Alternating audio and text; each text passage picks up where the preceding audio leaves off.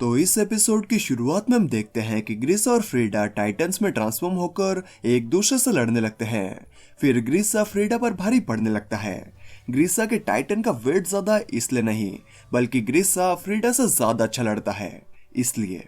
जिसके बाद ग्रिसा फ्रीडा को हराकर उसकी गर्दन पर लव बाइट देते हुए उसकी गर्दन को उखाड़ लेता है और फ्रीडा की ओरिजिनल बॉडी को भी खा जाता है। फिर ग्रिसा रोड राइस को छोड़कर पूरी राइस फैमिली को भी मार देता है। जिसके बाद ग्रिसा बाहर आकर काफी दुखी हो जाता है और खुद को कोसने लगता है, क्योंकि वो एक डॉक्टर है जो कि लोगों की जान बचाता है, लेकिन फिर भी उसने कई बच्चों की जान ले ली। इसी बीच वहां पर ज़ेक भी आ जाता है और ग्रिसा ज़ेक से माफी मांगता है, क्योंकि वो उसे उतना प्यार नहीं दे पाया जितना कि ज़ेक को मिलना चाहिए था।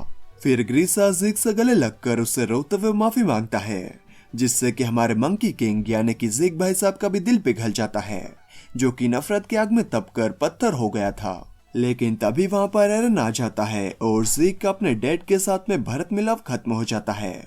ज़ेक बात के अंदर गिर जाता है तो एरन कहता है, तुमने अभी भी वो पार्ट नहीं देखा जब मैंने डैड को खाया था। तो ज़ेक कहता है, क्या वो तुम थे जिसने डैड को वॉल्स के किंग और पूरी दुनिया से लड़ने के लिए पुश किया? लेकिन एरन कुछ भी नहीं कहता तो ज़ेक आगे कहता है, अगर अटैक टाइटन सच में टाइम में आगे पीछे जा सकता है तो तुम अपने फायदे के लिए ग्रिसा को कोई भी मेमोरीज दिखा सकते हो और पास्ट पर इम्पैक्ट डाल सकते हो। डैड अपना काम करने में हिचकिचा रहे थे क्योंकि उन्होंने तुम्हारी मेमोरी देखी थी। उन्हें पता था कि अगर वो फाउंडिंग टाइटन को हासिल भी कर लेते हैं तो भी वो उसकी पावर को यूज नहीं कर पाएंगे, लेकिन फिर भी उन्होंने फाउंडिंग टाइटन को हासिल किया और तुम्हें पास कर दिया, क्योंकि उन्होंने फ्यूचर के आगे के फ्यूचर की मेमोरी भी देखी थी जो कि तुमने उन्हें दिखाई थी। तो एरन कहता है, मैं तुम्हारा शुक्रगुजार हूँ भाई, क्योंकि तुम मुझे डैड की मेमोरी में ले गए। उसकी वजह से ही मैं अभी जिस रास्ते पर हूँ वो मुमकिन हो पाया है। तो ज़ेक चौंकते हुए कहता है, मुझे वो नहीं मिलेगा जो मैं चाहता हूँ, लेकिन तुम्हें मिलेगा। डैड ने यही कहा था। तो एरन कहता है, हाँ मैंने ये 4 साल पहले देखा था। मैंने डैड की मेमोरीज से खुद का फ्यूचर देखा था। यहाँ पर एरन तब की बात कर रहा है जब एरन ने हिस्टोरिया के हाथ को चूमा था तो उसे उसका फ्यूचर दिखाई दिया था। एरन से ये सब कुछ सुनकर ज़ेक फाउंडर येमेर को ऑर्डर देता है कि वो सभी एल्डियन से बच्चे पैदा करने की क्षमता छीन ले, जो सुनकर येमेर कोऑर्डिनेट की तरफ बढ़ने लगती है। वहीं ज़ेक एरन से कहता है, ग्रिसा ने मुझे कहा था कि मैं तुम्हें रोकूं। उन्हें अफसोस था उन्होंने जो भी तुम्हारे कहने पर किया उस सब के लिए। वहीं एरन चैन से छूटने की कोशिश कर रहा होता है ताकि वो येमेर को रोक सके। और ज़ेक आगे कहता है, मुझे नहीं पता कि तुमने डैड की मेमोरी से खुद का क्या फ्यूचर देखा था, लेकिन सब कुछ वैसा नहीं है जैसा कि तुमने मेमोरीज में देखा था। सही कहा ना? जैसे कि तुम्हें नहीं पता था कि तुम यहाँ पर फाउंडिंग टाइटन की ताकत को इस्तेमाल नहीं कर सकते। तुम हमेशा की तरह ही पावरलेस हो। तभी एरन बहुत दम लगाकर चिल्लाते हुए चेन से अपने हाथों को छुड़ाने की कोशिश करता है, जिसमें कि वो कामयाब भी हो जाता है, लेकिन वो अपने अंगूठों को ले जाना भूल जाता है। एरन भागकर येमेर की तरफ जाने लगता है ताकि वो येमेर को रोक सके। वहीं ज़ेक कहता है, इसका कोई फायदा नहीं है एरन, एक बार येमेर ने चलना शुरू कर दिया तो उसे इस दुनिया में कोई भी नहीं रोक सकता। वहीं एरन येमेर के इतना पास पहुंचता ही है कि तभी Ram bling opening song start हो जाता है, जो कि मैं कभी भी स्किप नहीं करता। I love it man. फिर हमें उस वक्त का सीन दिखाया जाता है जब फ्रीडा हिस्टोरिया को पढ़ना सिखा रही होती है। हिस्टोरिया बड़ी ही जल्दी अच्छे से पढ़ना सीख जाती है, लेकिन तभी हिस्टोरिया की नाक बहने लगती है। तो फ्रीडा हिस्टोरिया को कहती है कि उसे एक लेडी की तरह रहना चाहिए। फिर फ्रीडा हिस्टोरिया की नाक को पूछ देती है। तो हिस्टोरिया फ्रीडा से पूछती है, एक लेडी की तरह कैसे रहते हैं? तो फ्रीडा कहती है, इस लड़की की तरह जो कि इस किताब में है। तुम्हें ये लड़की पसंद है ना? ये एक दयालु लड़की है जो कि हमेशा दूसरों के बारे में सोचती है। फिर हमें कई सालों पहले का सीन दिखाया जाता है जहाँ पर हम येमेर को देखते हैं। येमेर एक दादी जी के लिए कुएं में से पानी निकाल रही होती है।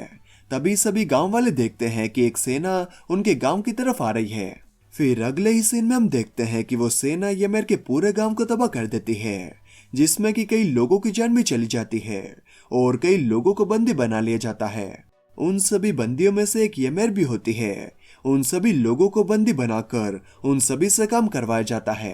तभी एक दिन कोई उस जगह का दरवाजा खुला छोड़ देता है जहां पर सभी सुअर बंधे होते हैं, या कोई सभी सुअरों को भगा देता है, जिससे कि वहां का जो राजा होता है यानी कि किंग फ्रिट्ज, वो बहुत ही ज्यादा गुस्सा हो जाता है और सभी बंदियों से कहता है कि वो चुपचाप बता दे कि सुअरों को किसने आजाद किया, वरना वो सभी बंदियों की एक एक आंख फोड़ देगा।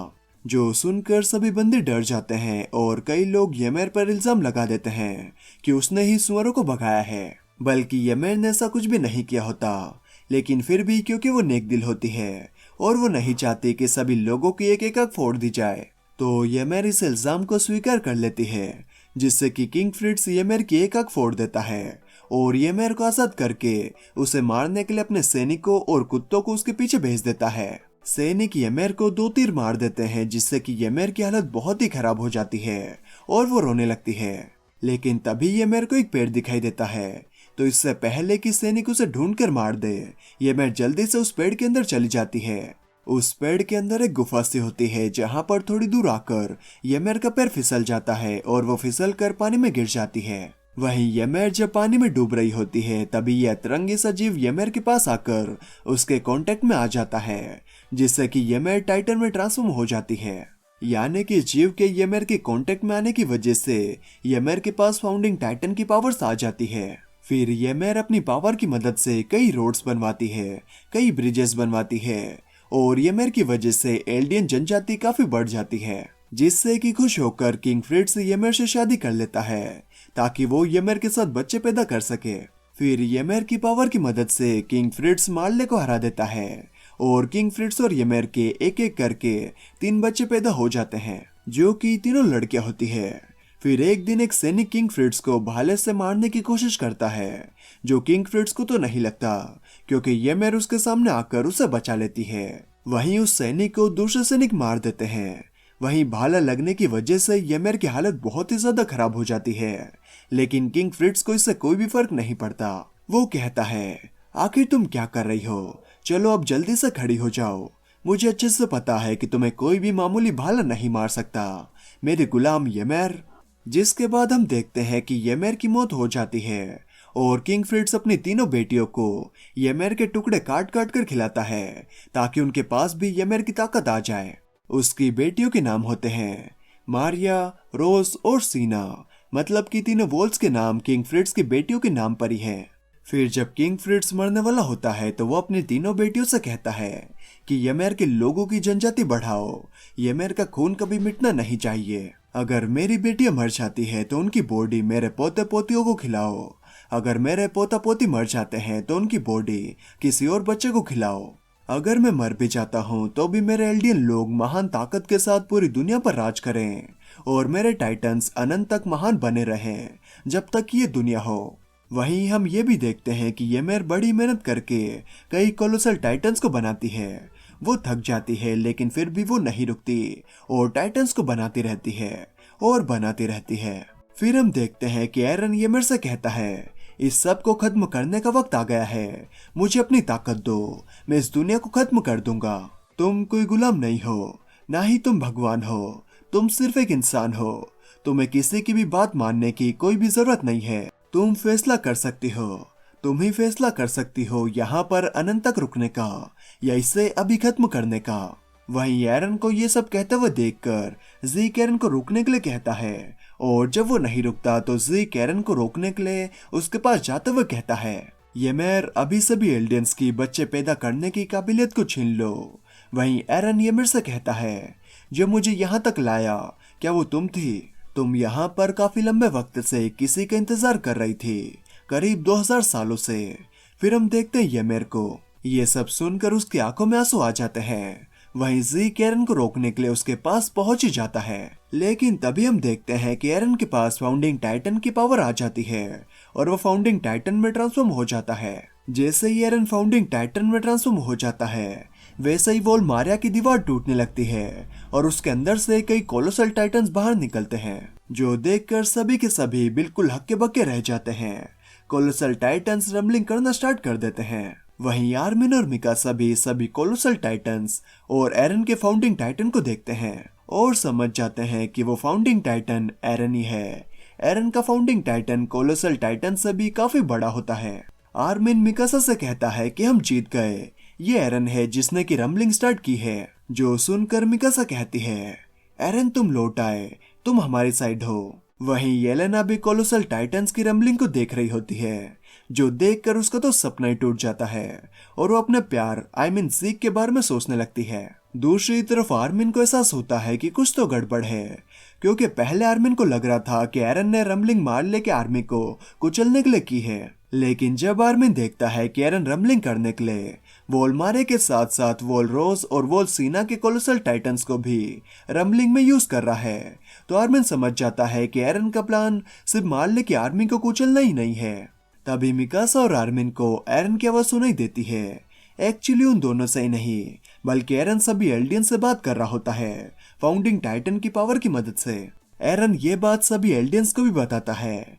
एरन आगे बताता है कि मैं पैराडाइज के सभी लोगों को बचाना चाहता हूँ, जहाँ पर मैं पैदा हुआ और बड़ा हुआ, लेकिन पूरी दुनिया के लोग पैराडाइज आइलैंड को तबाह करना चाहते हैं, बल्कि सिर्फ पैराडाइज आइलैंड को ही नहीं, बल्कि सभी एल्डियंस को भी, जो कि सब्जेक्ट्स ऑफ ymers हैं। लेकिन मैं उनकी ये इच्छा पूरी नहीं होने दूंगा, इसीलिए वोल्स के सभी टाइटंस पैराडाइज आइलैंड के बाहर की सभी जगह को तबाह कर देंगे, जब तक कि बाहर के सभी लोग ना मर जाएं। इसी के साथ में ये एपिसोड यहीं पर खत्म हो जाता है। तो आपको इस एपिसोड में सबसे बढ़िया क्या लगा, मुझे कमेंट करके जरूर बताएं।